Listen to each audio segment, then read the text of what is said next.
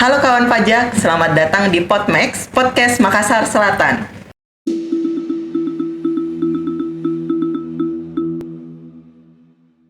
Assalamualaikum warahmatullahi wabarakatuh. Selamat pagi kawan pajak, selamat datang di Podmax, Podcast KPP Makassar Selatan. Pada kesempatan kali ini, saya Andi Uzila Batari Deceng bersama dengan Kak Juju dan Kak Aman. Halo Kak. Halo. Gimana kabarnya hari ini Kak? Alhamdulillah baik. Alhamdulillah baik. Kita harap juga kawan pajak yang ada di rumah dalam keadaan sehat ya Kak hari ini. Nah, pada kesempatan kali ini kami bertiga akan membahas terkait hal baru yang akan diterapkan di DJP. Nah, langsung aja mulai ya Kak mungkin. Saat ini kita akan membahas terkait Cortex Administration System atau CITAS. Nah, Kak Juju boleh dijelaskan nggak Kak, apa sebenarnya CITAS itu?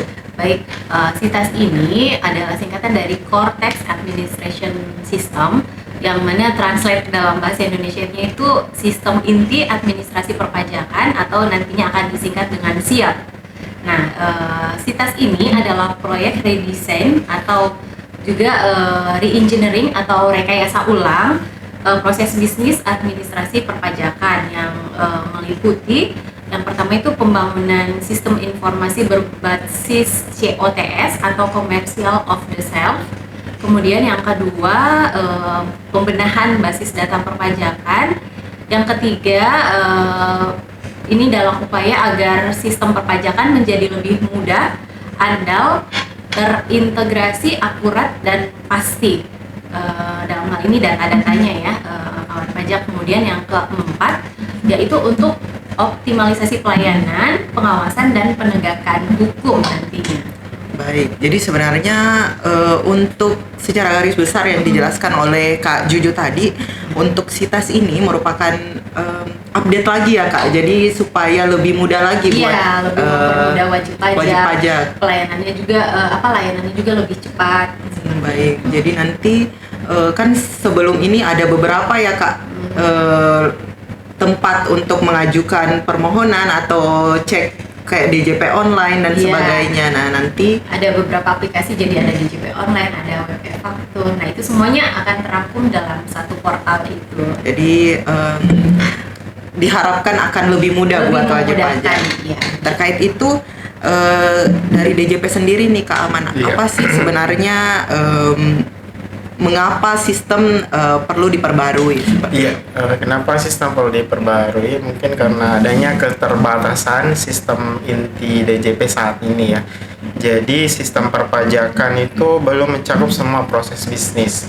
Kemudian ada juga peningkatan beban akses dan pengelolaan data. Kemudian yang terakhir itu yang paling penting itu adalah perkembangan dunia digital terkini. Jadi kan sekarang makin hari makin canggih ya. Jadi oleh karena itu DJP pun harus menyesuaikan. Tidak mungkin misalkan sistemnya DJP sudah usang tapi tidak bisa mengikuti perkembangan zaman. Jadinya dia juga harus mengikuti perkembangan zaman. Sekarang kan zamannya serba online, serba digital dan serba ini. Jadi untuk mengikuti perkembangan tersebut wajib DJP di sini harus memperbarui sistem inti administrasi perpajakan.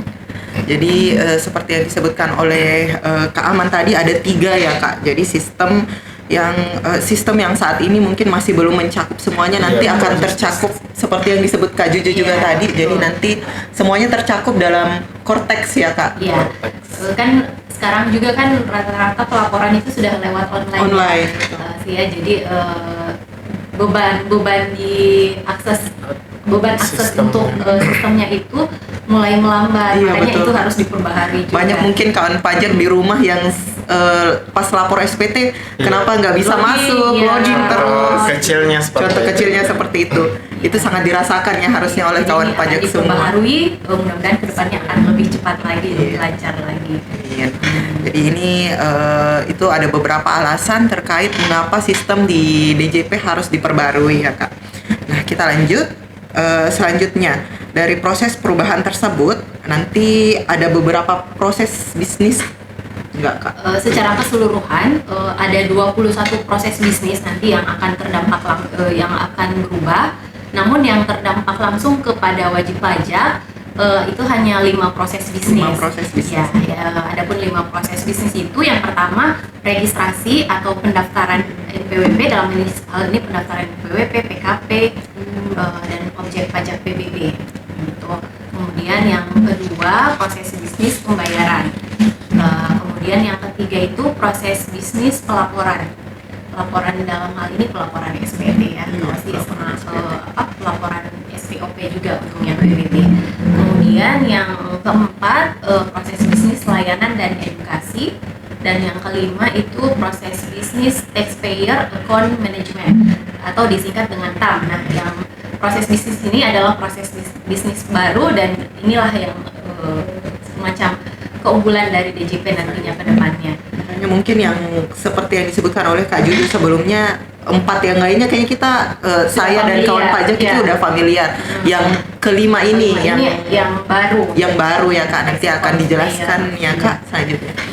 Kita akan bedah nih Kak, nggak apa-apa ya yang proses bisnisnya satu-satu. Iya, yang kelima proses bisnis tadi. Ada 21 sebenarnya, cuman yang berkaitan langsung dengan wajib pajak ada 5. Makanya kita perdalam yang 5 ini dulu aja Kak ya. Nah, yang pertama tadi proses bisnis registrasi Kak, bisa dijelaskan keunggulannya gimana Kak? Proses bisnis registrasi ini ada beberapa perubahan dan ada beberapa keunggulannya juga. Perubahan yang pertama yaitu tempat dan saluran pendaftarannya. Nah, selama ini kan untuk pendaftaran NPWP itu hanya bisa dilakukan di KPP terdaftar atau lewat online.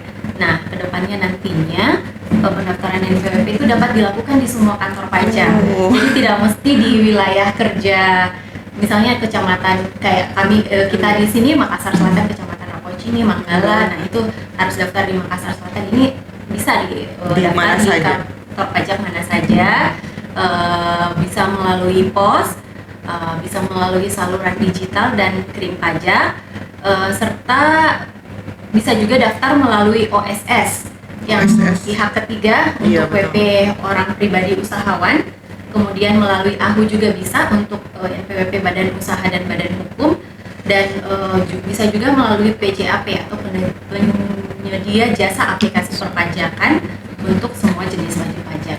Oh, jadi sedikit nih Kak, jadi kawan pajak yang ada di luar kota misalnya mau bikin CV atau PT yang lokasinya di Makassar tidak perlu khawatir lagi dong Kak ya, bisa di KPP mana saja atau bisa melalui online. Iya Mbak ya, siap. Ya, kemudian yang kedua, perubahan yang kedua itu validasi datanya. Nah, validasi datanya ini melalui instansi pemilik data sebagai single source of truth.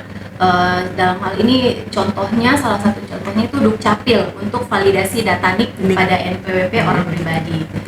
Itu yang kedua. Kemudian yang ketiga, nanti kedepannya jumlah digit NPWP itu akan menjadi 16 digit. Nah, sebelumnya kan cuma 15 digit dan itu terbatas pada persediaan NPWP yang ada di sistem Direktorat Jenderal Pajak. Nah, itu harus selalu diperbaharui, ditambah lagi kalau sudah habis jatahnya. Nah, nanti kedepannya NPWP itu 16 digit dan tidak terbatas pada persediaan sistem DJP. Jadi sudah tidak ada batasan lagi ya Kak. Jadi selama wajib pajak mendaftarkan diri akan langsung dapat NPWP seperti itu. Betul. Kemudian yang keempat, perubahan yang keempat itu identitas wajib pajak orang pribadi.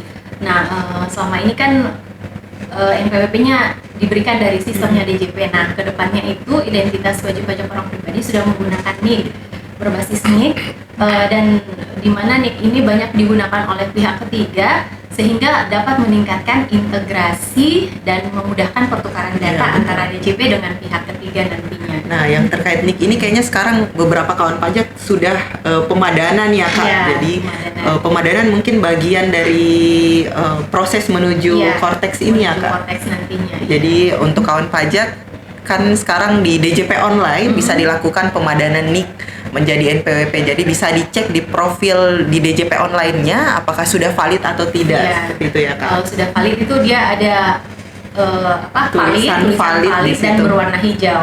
Jika belum valid akan ada tulisan berwarna merah dan tulisannya itu perlu pemutakhiran. Ya, baik. Nanti bisa dicek Gitu. kembali Iya. kawan-kawan. Saya lanjut ya Kak Osi, Iya. ya. Perubahan yang kelima yaitu untuk profil wajib pajak. Nah, di profil wajib pajak ini nantinya akan memuat daftar unit keluarga.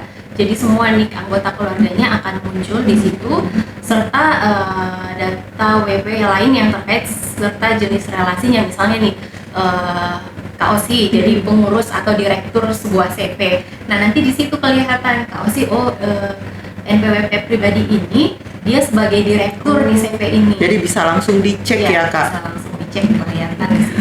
Sudah lebih mudah sepertinya untuk validasi maupun pengecekan datanya ya, Kak. Betul sih. Kemudian yang keenam untuk identitas WP cabang. Nah, di sini nantinya kedepannya semua NPWP cabang itu akan dihapuskan.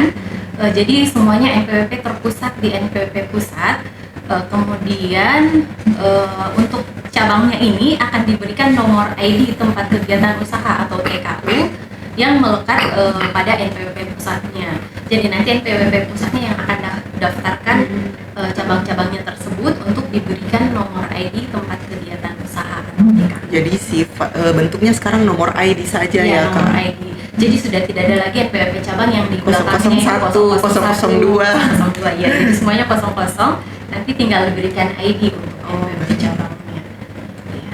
Kemudian yang ketujuh untuk pengukuhan PKP. Dalam hal ini pengukuhan PKP yang dimaksud itu terkait pelaporan SPT masa PPN dan pembuatan faktur pajak. Nah, kemarin kan selama ini yang masih saat ini kita jalankan untuk pembuatan faktur pajak itu ada aplikasinya sendiri. E-tax invoice. Sendiri, ya, e-tax invoice. Jadi harus install dulu aplikasinya. Kemudian untuk lapornya beda lagi di web e-faktur lewat betul. website. Nah, nanti ke depannya semuanya itu buat faktur, pelaporan SPT PPN-nya semuanya sudah di portal Sitas itu nanti. Jadi satu tempat ya, Kak, Satu tempat. semuanya. Iya. Oh ya, tambahan. Nah, selama ini kan kalau WP mau buat faktur pajak harus minta nomor seri faktur Iya, lagi dulu. Nah, ke Di depannya Innova lagi beda lagi nih, Kak. Innova lagi minta nomor fakturnya. Nah, nanti ke depannya untuk penomoran faktur otomatis by system. Jadi tidak perlu lagi minta nomor seri faktur. Dia otomatis akan keluar. Jadi buat faktur otomatis nomor serinya akan keluar. Sangat mudah ya. Ini Iya. kayaknya yang paling ditunggu-tunggu oleh kawan pajak yang Iya. PKP. Yang Karena PKP. lumayan banyak pas awal tahun Iya.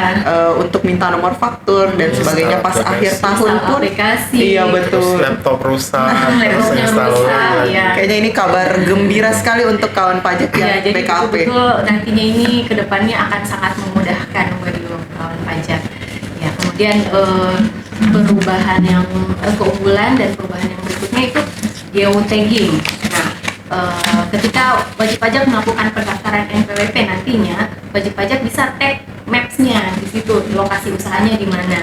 Ini bisa diakses oleh kawan pajak ketika mendaftar NPWP-nya sendiri ataupun jika kawan pajak tidak melakukan tagging di situ, nanti Fiskus atau kita petugas pajak yang akan tag nantinya. Seperti itu. Ini untuk menghindari lokasi Yang wajib salah pajak yang alamat. salah alamat ya, Iya. Kak. Kadang kan ada yang tidak ada nomornya, Iya, ada yang betul. tidak ada bloknya atau sebagainya. Makanya kadang agak susah bagi kami untuk menjangkau wajib Ya, pajak. betul. Jadi nanti akan disiapkan juga Tagging. geotagging. Jadi kita bisa langsung ke lokasi wajib pajak seperti itu. Baik, kemudian yang keunggulan berikutnya yaitu akses layanan digital. Nah, akses layanan digital ini misalnya yang sertifikat elektronik atau tanda tangan elektronik itu semuanya akan terintegrasi dalam akun wajib pajak dan validasinya dilakukan hanya sekali lewat face recognition. Jadi nanti akan disiapkan untuk tangkapan gambar wajah untuk validasinya untuk sertifikat elektronik. Iya. Depannya seperti itu. Kemudian keunggulan yang lainnya yaitu informasi bagi wajib pajak baru. Jadi nanti setelah wajib pajak melakukan pendaftaran akan dikirim starter pack ke email wajib pajak. Jadi semacam panduan apa hak dan kewajiban dari wajib Baik. pajak. Jadi kan selama ini wajib pajak setelah buat NPWP secara online di rumah misalnya perlu datang lagi ke kantor Iya. atau cari-cari di internet terkait Iya, hak dan betul. kewajibannya. Nah, kadang pun masih tidak mengerti mungkin ya, Kak. Jadi sekarang sudah lebih mudah karena langsung dikirimkan untuk hak dan kewajibannya seperti Ya, apa. dikirim ke email wajib Ke pajak. email Jadi ke pastikan wajib pajak. nantinya email yang didaftarkan itu email yang aktif. Iya. Ya, seperti itu. Kemudian yang keunggulan berikutnya yaitu multiple fields. Di sini WP dapat mendaftarkan lebih dari satu KLU. Jadi selama ini kan KLU atau klasifikasi lapangan usahanya itu cuma bisa milih satu. Nah, nanti bisa mendaftarkan lebih dari satu. Kemudian alamatnya juga selama ini kan cuma satu alamat. Nah, nanti kedepannya wajib pajak bisa daftar untuk alamat KTP, alamat domisili, korespondensi, dan alamat usahanya. Nah, itu bisa lebih dari satu nanti yang mendaftarkan. Ini sangat bagus juga ya Kak, karena pengalaman saya di helpdesk biasanya wajib pajak yang usaha, yang badan mau bikin NPWP itu kadang bingung ini KLU-nya yang mana karena semuanya dominan misalnya. Ada banyak KLU-nya di akte. Nah, ini sangat lebih memudahkan lagi Kak ya. Mereka biasa lama di situ untuk wajib pajak ngecek ini KLU-nya masuk yang mana ya bagusnya. Tapi nanti itu kedepannya akan tetap ada KLU utama, terus nanti ada KLU lainnya. Ya. Oh, baik. Setidaknya sudah tertera di situ ya Kak. Kemudian yang terakhir nih, keunggulan terakhirnya itu layanan mandiri. Nah, di sini layanan mandiri maksudnya wajib pajak bisa mencetak dokumennya sendiri dari portal WP. Semua cetak formulir-formulir layanan, perubahan data juga bisa dilakukan sendiri di portal WP itu. Adapun perubahan datanya itu mengisi isian yang harus diisi dan mengupload dokumen yang harus dilampirkan. Wah, ada 12 berarti Kak ya, Iya, ada 12 ada 12. Keunggulan yang sudah dijelaskan oleh Kak Juju. Saya sendiri walaupun sebagai fiskus di sini juga sangat tidak sabar Kak. Ini keunggulannya sangat-sangat memudahkan buat wajib pajak, buat kita sebagai wajib pajak juga. Nah, kita tidak sabar nih untuk bedah keunggulan-keunggulan di proses bisnis yang lain ya Kak. Selanjutnya dari 5 tadi sudah registrasi, selanjutnya pembayaran. Kamu mungkin bisa dijelaskan untuk keunggulan di proses bisnis pembayaran ini seperti apa? Baik, untuk keunggulan proses pembayaran yang pertama pembuatan kode billing. Jadi nanti satu kode billing ini dapat digunakan untuk satu atau beberapa jenis atau masa atau ketetapan pajak.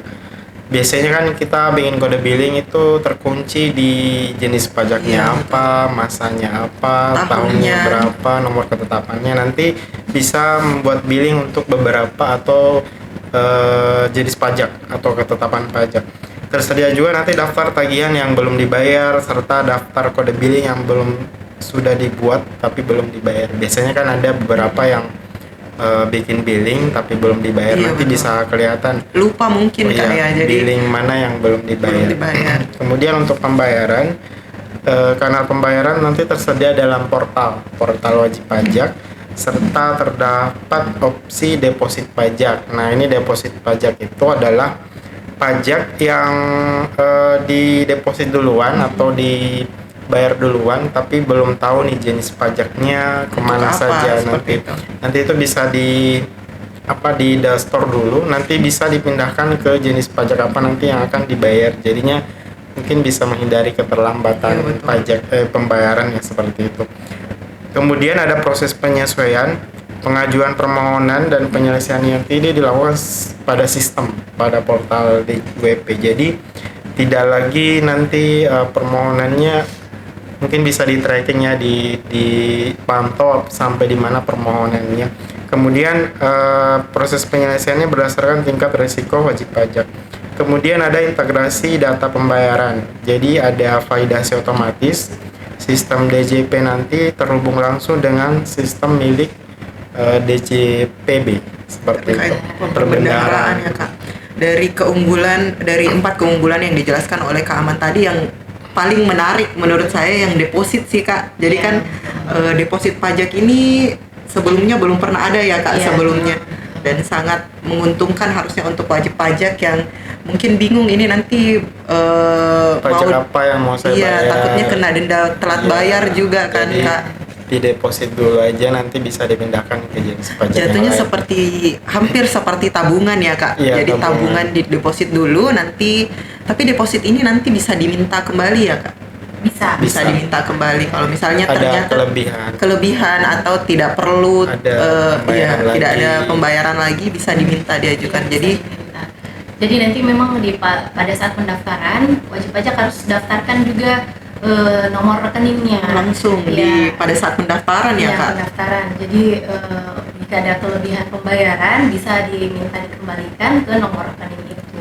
Sangat terus kan deposit pajak tadi untuk menghindari denda keterlambatan. Jadi misalnya kayak gini kawan pajak, kalau misalnya pajak yang terutang itu 1 juta, terus di depositnya ada 2 juta.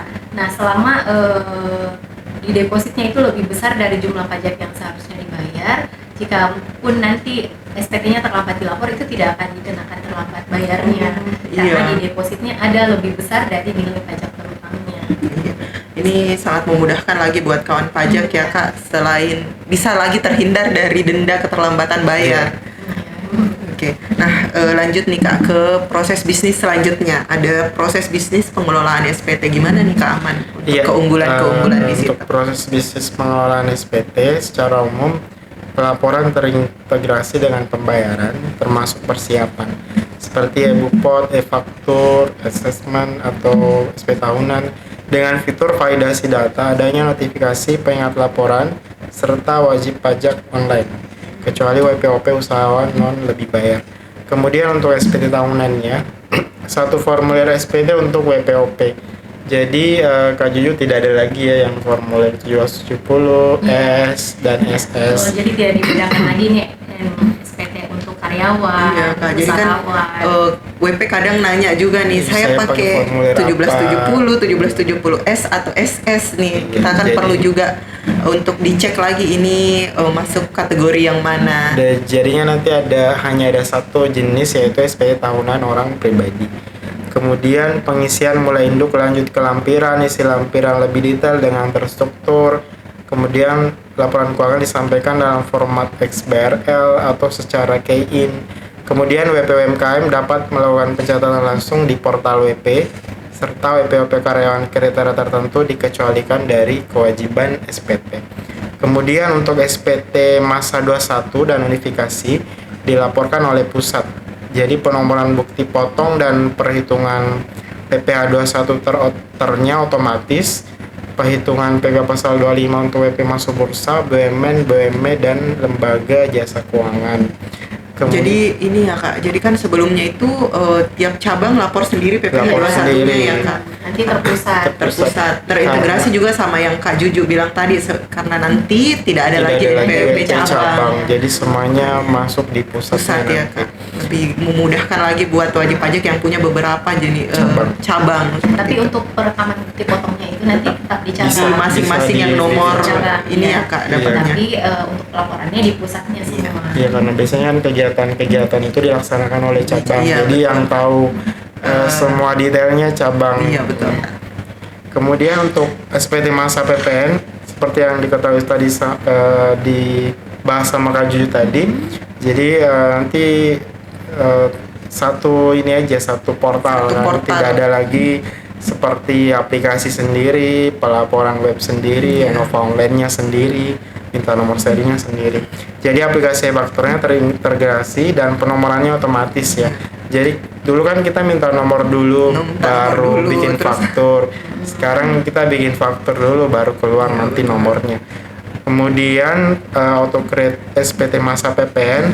Kemudian tersedia histori saldo kompensasi. Jadi kompensasinya itu bisa ada historinya ya di wajib pajak. Kemudian simplifikasi permohonan lebih bayar. Mungkin nanti permohonan lebih bayarnya lebih simple lagi ya. Jadi bisa kemudian dipermudah. Kemudian untuk SPOP PBB atau create SPOP berdasarkan sektor. Jadi PBB yang dimaksud di sini adalah P3 ya, bukan PBB perkotaan atau perdesaan.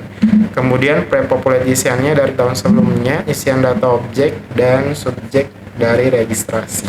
Seperti itu tadi ada beberapa ya, Kak, terkait keunggulan dari pelaporan pengelolaan SPT ya. Pengelolaan SPT.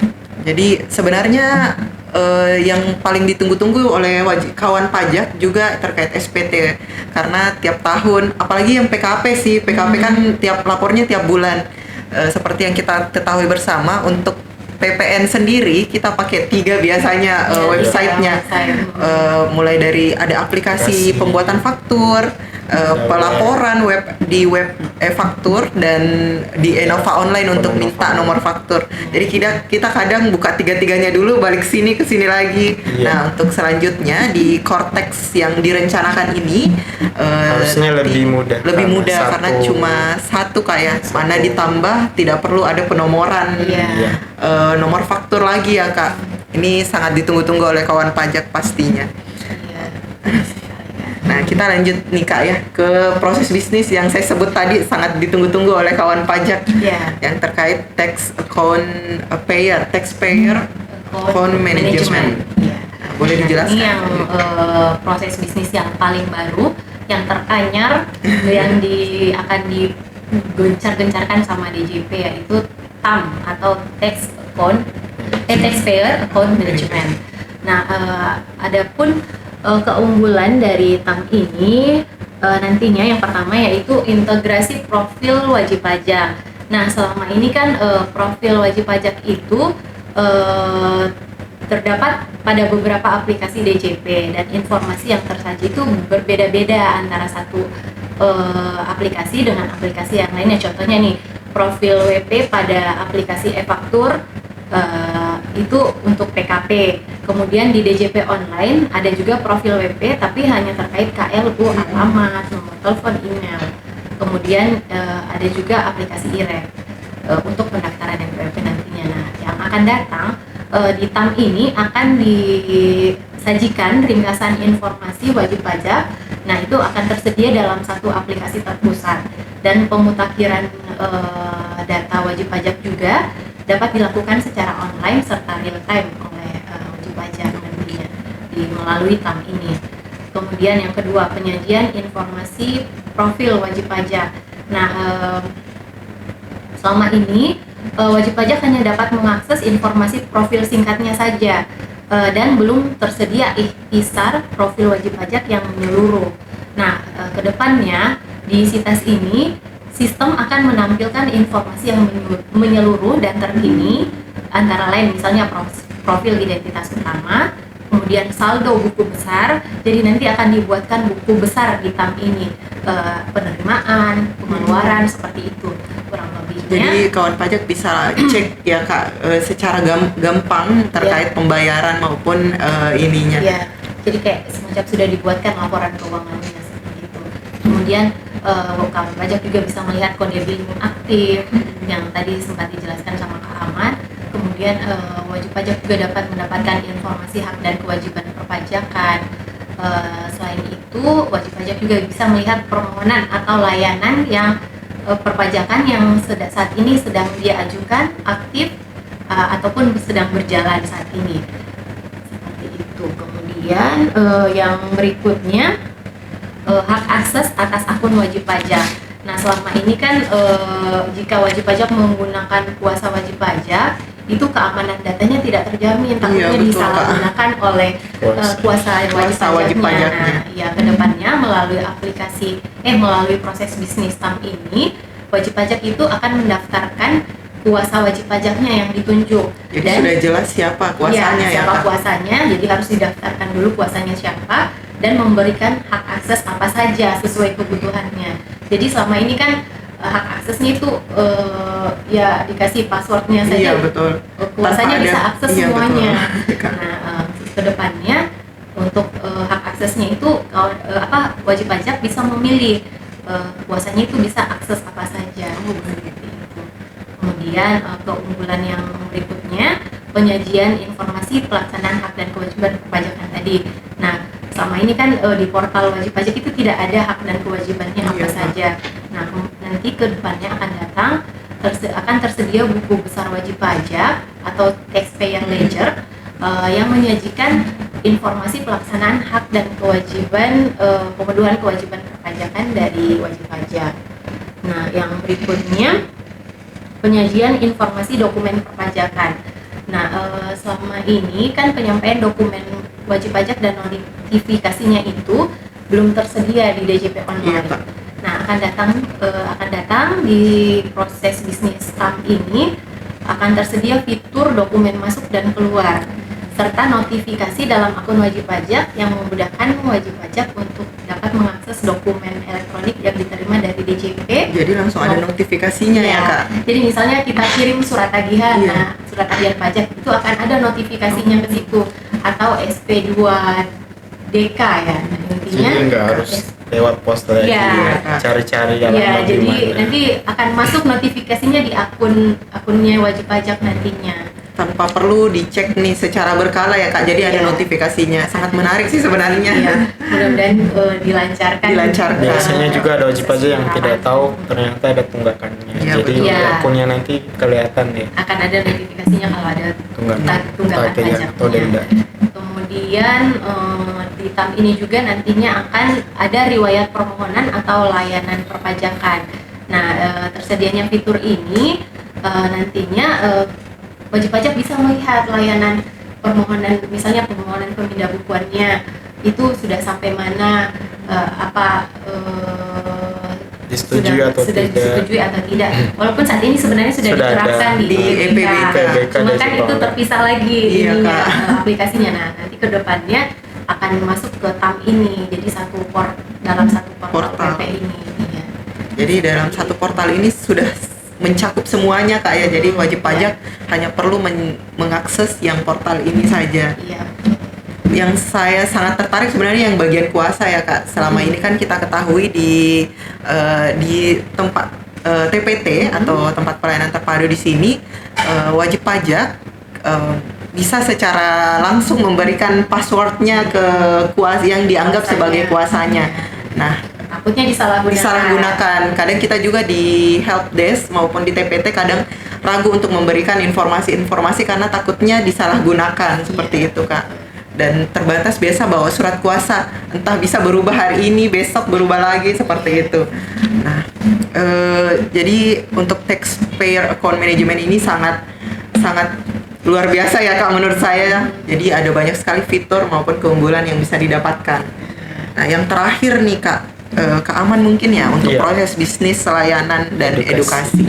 Iya, untuk layanan edukasi keunggulannya apa saja? Yang pertama bisa reservasi kelas pajak, kemudian permohonan edukasi dan materi edukasi tersedia di Sitas. Jadi biasanya kan kalau mau bermohon untuk materi misalkan dari dinas-dinas, biasanya ditunggu dulu suratnya. belum Jadi, post dulu, iya, dulu. jadi kita dasarnya datang itu.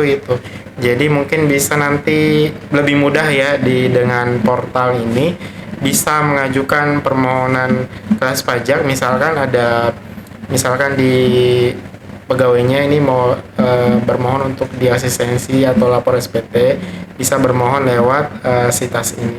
Atau permohonan edukasi lain misalkan untuk menjelaskan materi tertentu di sebuah instansi atau perusahaan atau apapun itu Yang untuk- dirasa dibutuhkan iya, oleh untuk- wajib pajak iya, ya Kak. untuk edukasi. Dan juga nanti materi edukasinya Kak juga ada di portal ya, bisa Iya, jadi diakses. kawan pajak Bisa bisa langsung diakses akses juga. Biasanya kan wajib pajak mau nanya aturannya di mana, Iya, betul. aturannya di mana, harus cari dulu di Google misalkan. Jadi di Google pun banyak tersebar materi Iya. mungkin yang tidak valid atau gimana. Nanti mungkin ya materi yang di portalnya itu mungkin lebih terjamin validitasnya karena dari perpajakan langsung. Kemudian ada juga layanan interaktifnya. Komunikasi WP dengan DJP meliputi informasi perpajakan, pengaduan, saran, apresiasi melalui kontak center, portal WP juga, website resmi DJP, website pengaduan dan kantor pajak. Jadi yang selama ini kan udah ada ya. Jadi misalkan kayak pengaduan, kontak center, saran.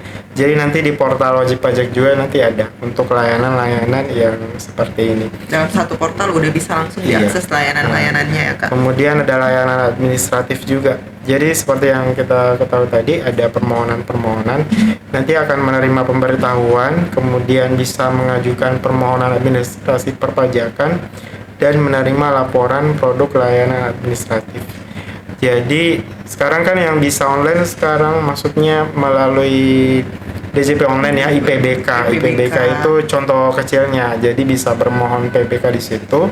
Kemudian nanti bisa mengecek sampai di mana. Kalau yang disetujui atau tidak, dan bisa langsung di-download juga, Kak. Kalau yang lain kan sekarang masih banyak permohonan secara manual, harus ke TPT. Jadi nanti bisa diajukan melalui 3C nih ceritanya. Klik, call, dan counter. Jadi klik ini bisa dari portalnya, call ini bisa layanan kontak centernya, kemudian counter ini bisa juga di TPT seperti itu. Nah tadi iya Kak, dari ini yang terakhir ya Kak, tadi yang dari kelima proses bisnis yang mempengaruhi nanti kawan pajak ya Kak, yang akan diakses langsung oleh kawan pajak. Sangat menarik Kak ya, jadi sangat banyak keunggulan-keunggulan yang diharapkan bisa dimanfaatkan oleh kawan pajak semua dalam penerapan Cortex nantinya ya Kak. Ya tadi belum disampaikan kapan akan berlaku. Iya Kak, kapan nih Kak akan berlakunya? Insya Allah kalau tidak ada kendala mulai 1 Juli 2024 ini nantinya akan diterapkan Cortex ini. Launching ya? Iya, launching akan kurang lebih 4 bulan lagi ya Kak? Iya, betul. Ya. Tapi dalam proses itu kita menginformasikan mengedukasi, berikan pengenalan. Salah satunya dengan podcast ini. Ya, melalui podcast ini kita kasih pemberitahuan awal. Wajib aja nggak kaget lah, kok sistemnya berubah lagi. Jadi sebenarnya ini merupakan bagian usaha dari Direktorat Jenderal Pajak untuk lebih memudahkan lagi bagi kawan pajak semua. Sebenarnya ini lebih fokus ke kemudahan. Iya, kemudahan ya Kak, biar tidak perlu akses banyak lagi sih sebenarnya. Bagi kawan pajak dicatat ya, mungkin jika sesuai dengan rencana akan mulai launching di 1 Juli 2024. Sudah tidak ada halangan, around nggak ada, jadi bisa tepat waktu di 1 Juli 2024 nanti. Luar biasa sekali soalnya kemudahan yang diberikan dalam Cortex ini. Sangat sayang kalau misalnya perlu diundur ataupun semoga saja tidak ada ya Kak kendala untuk. Oh iya, yang paling ini sih sebenarnya yang lupa Evin itu ya, pas laporan SPT tahunan. Nanti kedepannya sudah tidak ada Evin lagi, jadi cukup untuk akses ke portal WP-nya itu jadi cukup satu login saja. Ini kayaknya yang perlu sekali. Jadi kayaknya nanti loginnya itu harus dicatat atau di mana ya supaya nggak lupa. Pas pendaftaran sebenarnya akan ada dikirimkan formulirnya, pendaftaran di situ ada catatan passwordnya. Jadi tidak usah takut lagi ya Kak, ya, lupa karena atau akan apa. dikirim ke email passwordnya nanti, user dan password. Penting emailnya bisa diakses. Ini sangat yang mungkin bagi kawan pajak, apalagi sekarang masanya pelaporan SPT tahunan orang pribadi, lagi bingung-bingungnya dengan Evin ya Kak. Nah sekarang lupa password. Nah sekarang jika berlaku Cortex ini tidak perlu lagi ada Evin, jadi langsung ada password dikirim ke email dan bisa diakses selama emailnya masih. Jadi yang perlu diperhatikan ini emailnya ya Kak, email sekarang yang utama harus email yang aktif. Jadi tidak boleh lagi email yang satu kali pakai. Iya betul Kak. Temporary. Yang temporary. Iya. Oke, terakhir nih Kak, ada tidak pesan-pesan untuk wajib pajak Kak Juju? Ya, ini sih yang paling utama sebenarnya. Nanti kan di SITAS ini atau di siap nanti identitas yang akan digunakan itu adalah NPWP 16 digit. Nah, oleh karenanya ini khususnya untuk NPWP orang pribadi diharapkan agar dapat melakukan pemadanan NIK mulai dari saat ini paling lambat di Juni 2024 nanti, karena mulai 1 Juli 2024 sudah menggunakan NPWP 16 digit, yaitu NIK-nya NIK dari kawan pajak sendiri. Jadi takutnya kalau tidak melakukan pemadanan NIK nantinya kawan pajak tidak bisa akses portal WP-nya nanti. Jadi ayo segera lakukan pemadanan NIK paling lambat di Juni 2024. Baik, itu kawan pajaknya. Jadi untuk pemadanan NIK sebenarnya sudah dari tahun lalu kita diinfokan ya Kak ke wajib pajak. Batasnya Juni 2024 supaya Cortex ini juga bisa berlaku berjalan dengan lancar ya Kak. Oke, mungkin itu saja ya Kak, sedikit pengenalan terkait Cortex buat kawan pajak semoga. Terima kasih Kak Juju, Kak Aman atas Ya, informasinya. Untuk kawan pajak, sekian mungkin materi Cortex yang akan berlaku seperti disebutkan tadi Juli 2024. Semoga tidak ada kendala. Nah, seperti yang disebut oleh Kak Juju, jangan lupa pemadanan NIK dan NPWP ya kawan pajak paling lambat Juni 2024. Mungkin materi podcast kita pada hari ini cukup sekian. Terima kasih atas atensi dari kawan pajak semua. Semoga informasi yang kita berikan hari ini bisa bermanfaat buat kawan pajak semua. Jika ada yang ingin ditanyakan lebih lanjut, kita ada layanan WhatsApp Help Desk di 0811 4530 805 atau 0811 4120 805. Mungkin cukup sekian ya Kak. Sampai bertemu di Podmax selanjutnya.